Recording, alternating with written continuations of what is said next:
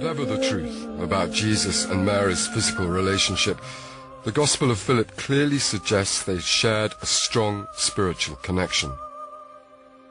And it undermines the traditional view in the New Testament Gospels that Peter was the favorite disciple of Jesus. والله يا أخوة في الغرب بيقترحوا إن التلميذ اللي كان جالس في حجر يسوع هو مريم المجدلية اللي هو إنجيل يوحنا 13:23 وكان متكئا في حضن يسوع أحد التلاميذ كان يسوع بيحبه.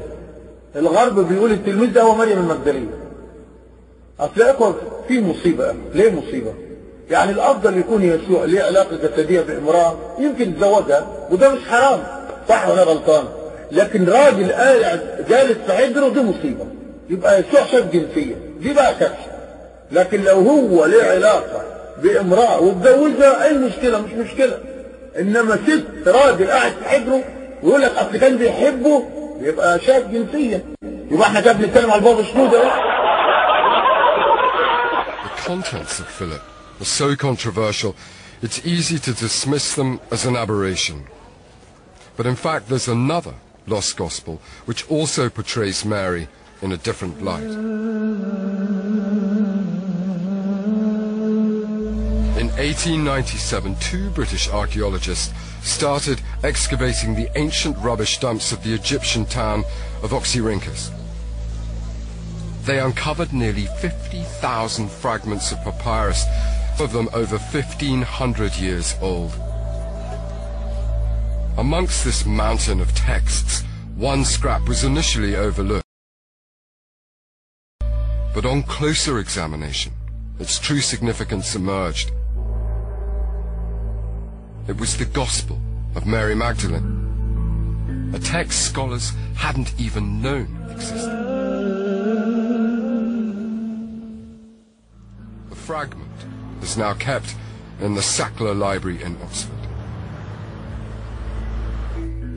I went to meet papyrologist Dr. Nicholas Gonis, who's responsible for its conservation. Look at that. Where's our one? Ours is, it's this one. Ah, right. That's... The papyri came to Oxford in boxes, and this fragment languished in a box for 70 or more years. It was in a box. Did they not think it was important? No, it looks very ordinary. It looks like a legal document or a letter. Oh. But then if you have a closer look, just for the sake of curiosity, the first thing you see is a sequence called Apophthegmaton to Soter, sayings of the Saviour. And then the very next line, you pretty clearly make out the name Mariame, which is the Hellenized version of Mary.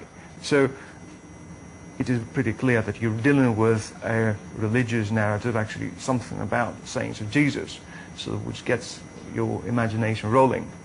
And then once you study it further, then you can identify it as of the Gospel of Mary.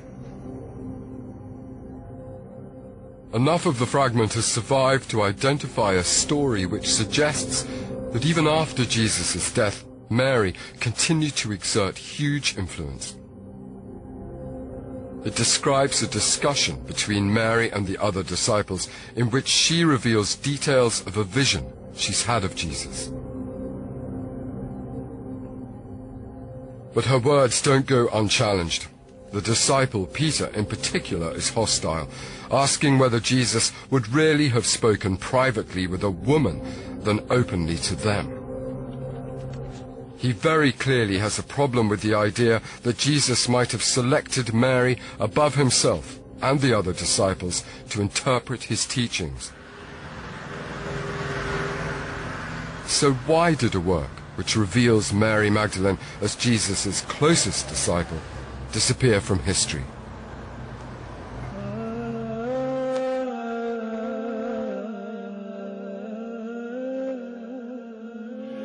St. Peter's, the center of the Catholic faith. The basilica is named after the disciple who in the New Testament Gospels Jesus is said to have called his rock, and to whom he entrusted the leadership of his church. Peter is the man the Catholics consider to have been the first pope. But what if his leadership hadn't been so clear-cut in the first century? What if there had been an opponent to his authority, and that opponent had been a woman? The Gospel of Mary suggests that that scenario is not as far-fetched as it sounds. According to this Gospel, it wasn't Peter to whom Jesus entrusted his innermost thoughts, but Mary, both before and after his death.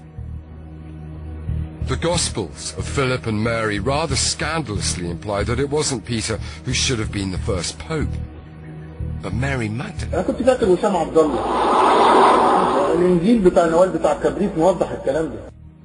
For the male hierarchy of the church, it's easy to see how such writings posed a threat. These texts risked undermining the very foundations of their claims to leadership. But can they possibly be true? Well, here in Rome, lurking under the surface of the city, there's very tangible evidence revealing that certainly, in the early centuries of the fledgling church, women were more influential than is traditionally believed.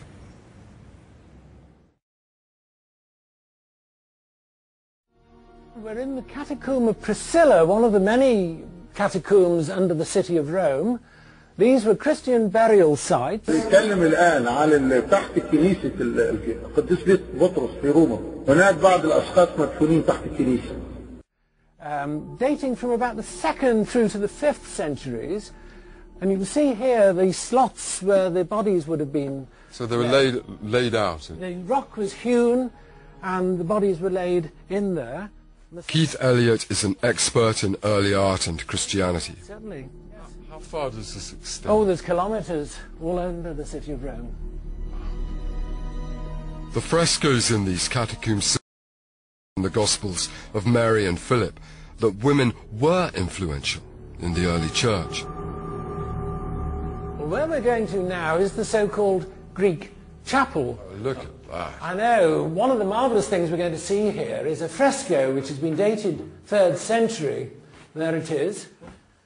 What are they doing?